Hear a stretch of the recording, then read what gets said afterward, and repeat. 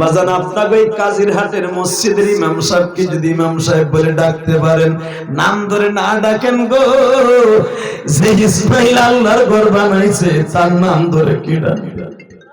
যে ইসমাইলের পায়ের গুড়ার আঘাতে, যে ইসমাইলের পায়ের গুড়মুড়ার আঘাতে বাবা জমজমের পানি আবিষ্কৃত হলো, যে ইসমাইলের কারণে কাবা ঘর নির্মিত হলো, যে ইসমাইলের কারণে বাজান কাবা হাতিম নির্মিত হলো, ওই ইসমাইলের নাম ধরে কে ডাকবে? ইসমাইলের বোঝাহাতে কয়, হ্যাঁ একজন আসছিল তোমার নাম ধরে ডাকছিল, কি হয়েছে কো? কিচ্ছু হয় নাই। সে যাওয়ার সময় কি বলছে তাই কো। সে আমার বলছিল আমার একটু বসতে দিবা, তুমি বাসায় না, আমি একটা পুরুষ ছেলের বইতে দেবো। কি কি কি বলছে বল? বলছিল তোমরা কেমন আছো? বলছে যে আছি মোটামুটি। স্বামী কই গেছে? দূরে গেছে। আসবে কবে? আমি বলছিলাম জানি না। লোকটা রেখে এক গ্লাস পানি দেস নাই, আমি চিনি না জানি না কারে পানি দিবে। লোকটার একটু বসতেও দেশ নাই না। মা কইছিল। এর ভিতরে দেয় হাজেরা ঘরের পিছনের দরজায় দাঁড়ায় দাঁড়ায় কাম দেয়। ইসমাইল ঘরে আয়, কপাল পড়ে গেছে। তোর মার কপালও পড়ছে, তোর কপালও পড়ছে। কে মা কি হয়েছে? তুমি কই গেছিলে? বাবা আমিও ছিলাম না। তোর বাবা ইব্রাহিমে খলিল আসছিল। বাবা তোর বাবা ইব্রাহিমে খলিল আসছিল। তোর বাবা খলিলুল্লাহ আসছিল। আমার কপাল খারাপ।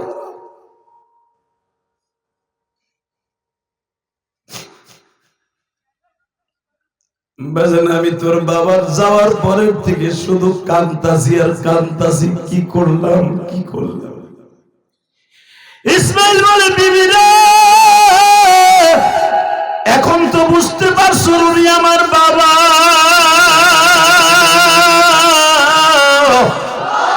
যাইবার সময় কি বলছে তাই শুনতে চাই গো বিবি।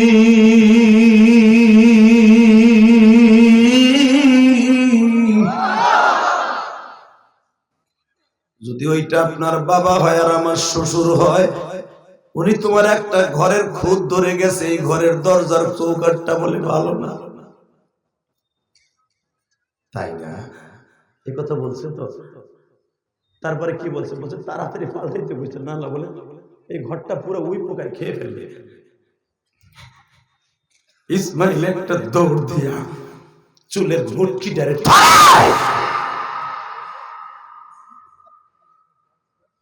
দুইটা কারণে বউ মারা জায়েজ আছে, কিন্তু মাইরে বেহুশ করা যায় না।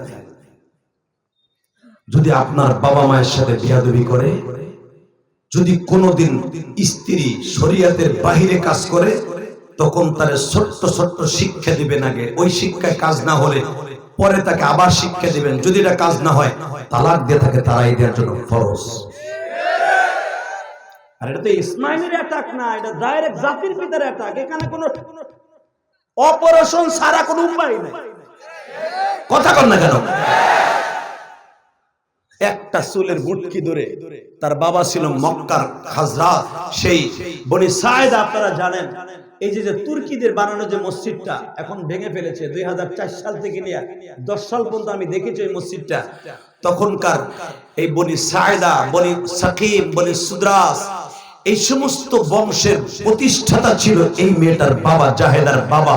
বংশের গরমে, টাকার গরমে ইব্রাহিম নবীর চিনে নাই, শ্বশুরের চিনে নাই, লাঠি দিয়ে বের করে দিছে।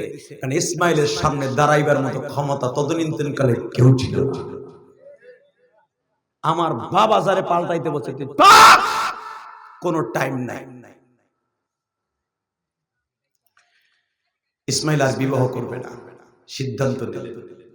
বাবা আবার বললেন ইথারের মাধ্যমে, ইসমাইল তুমি আবার বিবাহ করো, আমি আসতে না পারলে আরেকদিন দেখে যাও। আপনার তো কষ্ট হয়ে গেছে। আল্লাহুম্মা আমিন। রব্বানা যালামনা আনফুসানা ওয়া ইল্লাম তাগফির লানা ওয়া তারহামনা লানাকুন। চলবে? তাহলে আওয়াজ ধ্যান দিলে তো আওয়াজ হইব। রেডি? বাবা তুমি আবার বিবাহ করো।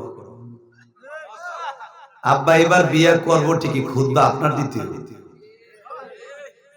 বাবা তুমি জানো আমি এখন বয়স হয়ে গেছে বাবা, আর আমি এখন খুব অসুস্থ অসুস্থ মানুষ, তুমি করো, আমি এক সময় যেয়ে দেখে আনি। আবার করব করেন, করব করেন, করব করেন। নবীদের কথা বাতাসের মাধ্যমে হয়। বাংলাদেশের বাবার সাথে যদি আমেরিকার ছেলের সাথে টেলিফোনে কথা হতে পারে, নবীদের কি টেলিফোনে বাতাসের মাধ্যমে কথা হতে পারে না? স্বপ্নের মাধ্যমে কথা হতে পারে না? আর একটা কথা আমার কাছ থেকে বুখারীতে আসছে, নবীদের এই হাতটা ছিল আয়না। নবীদের হাতটা ছিল এই অ্যান্ড্রয়েড সেট। এই হাতের মধ্যে বসে সারা পৃথিবী তারা দেখতেন। জোরে জোরে জোরে জোরে। সর্বপ্রথম অ্যান্ড্রয়েড সেট আল্লাহ তুলে দিয়েছেন নবীদের হাতের মধ্যে। আমার নবী কোনোদিন আয়না ব্যবহার করেন নাই। বুখারীতে দেখবেন নবীর হাতটাই ছিল আয়না। নবী হাতটা এভাবে দলে পুরো চেহারা দেখা যেত। সুলাইমান আলাইহিস সালামকে একটা আংটি দান করছিলেন আল্লাহ, আংটি। এই আংটির ভিতরে সারা গোটা পৃথিবীটাই সুলাইমান নবী দেখতেন। জোরে জোরে জোরে জোরে জোরে। বাবা করব, করো, করবো আব্বা করো, তবে দেখে করো। চারটা জিনিস দেখো, আবেদা, সালেহা এবং বংশ মর্যাদা দেখে করো। মা চয়েস করো, চয়েস করলেন, নাম হয়ে গেল সালেহা। মারহাবা বলেন। শুধু সালেহাই না, আবেদা, জাহেদা, সালেহা সব তার ভিতরে আছে। আব্বা করছিলাম, আসবেন না?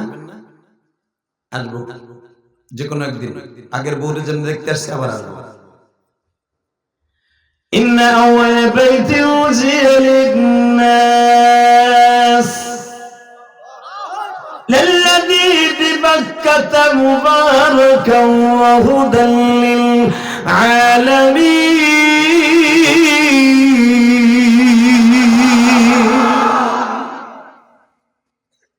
ওয়া মা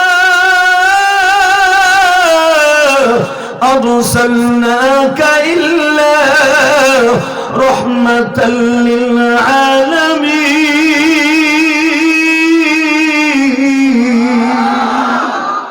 দুই আলামিনের মধ্যে দেখেন পার্থক্য। হুদাল লিল-আলামিন, এই ঘরটা হলো সমস্ত মানুষের হিদায়াতের জন্য, নাজাতের জন্য, জান্নাতে যাওয়ার জন্য পৃথিবীর সর্বপ্রথম ঘর সারা পৃথিবীর মানুষের জন্য। আর একজন হলো 200 গজ দূরে রাহমাতুল লিল আলামিন, সারা দুনিয়ার মানুষের রহমত। দুজন একই জায়গায়।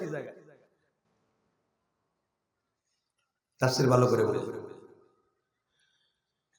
ইসমাঈল আলাইহিস সালাম বউরে বলে দিয়েছে, খবরদার আমার আব্বা কিন্তু যেই রোগে আক্রান্ত হইয়া বড় বড় ছাড়ছি, তুই আবার ওই ক্যান্সারে আক্রান্ত হইস না।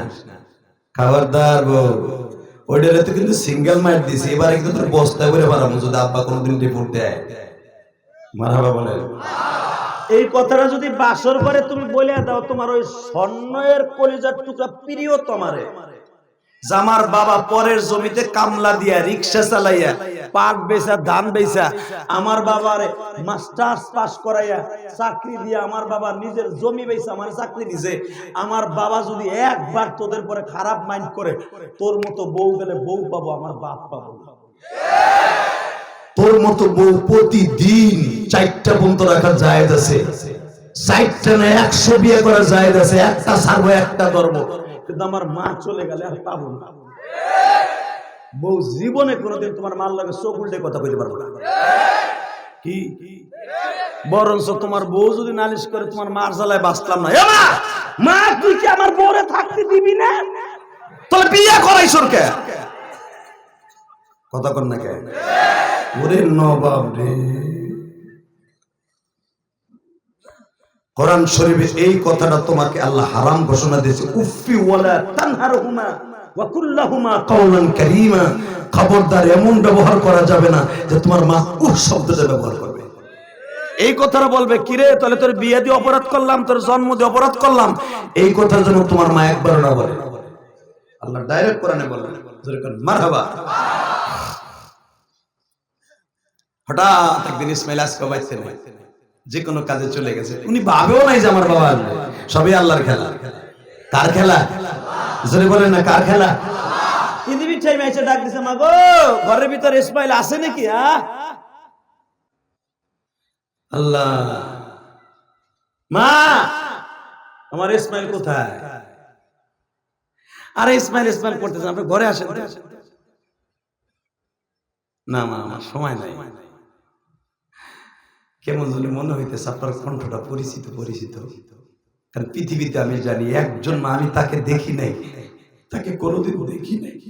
আমি শুনেছি একমাত্র আমার স্বামীর কণ্ঠের সাথে কণ্ঠ আছে আমার জাতির পিতা, আমার কলিজার বাবা, আমার আব্বা হুজুর, একমাত্র আমার শ্বশুরের কণ্ঠ আর আমার স্বামীর কণ্ঠ, আমার স্বামীর চেহারা পৃথিবীতে এক মিলাই দিছে আমার মাওলা, এক মিলাই দিছে আমার মাওলা। আপনার কণ্ঠ মনে হইতেছে আপনি আমার শ্বশুর আব্বা। আরে বৌমা, কণ্ঠের মতো কণ্ঠ হতে পারে না, না এইভাবে হুবাহু মিল হতে পারে না। আপনি আসেন তো, আপনি আসবেন না, আমি জোর করে ঢুকাবো। আরে মা রাগ হইও না, তোমার শাশুড়ি গো। আব্বা আগেও যখন আসছিলেন তখনও ছিল না, আজকেও নাই। আব্বা আমার শাশুড়ি নাই, আপনার খেদমতে কোনো ত্রুটি হবে না আব্বা। মা আমার সময় নাই, আমি আল্লাহর কাছ থেকে মাত্র কয়েক ঘন্টা টাইম নিয়েছি মা। আমি তো আল্লাহর হুকুম ছাড়া একটা কাজও করি না মা। যতবার কাবা শরীফে আছে আল্লাহ আমার সময় টাইম বাইন্ধে দেয়, কয়টা বলে আমি থাকতে পারবো, এরপরে হেরেম থেকে বের হয়ে যেতে হবে। এটা আমার আল্লাহর খেলা। কেন আমার টাইম বাইন্ধে দেয় তাও আমি জানি না মা। আমার হাতে সময় নেই মা, তাড়াতাড়ি চলে যেতে হবে। জিবরাইল দাঁড়ায় রয়েছে যা বলে কাবার ওখানে। আব্বা আমার মাত্র 5টা মিনিট টাইম দেন।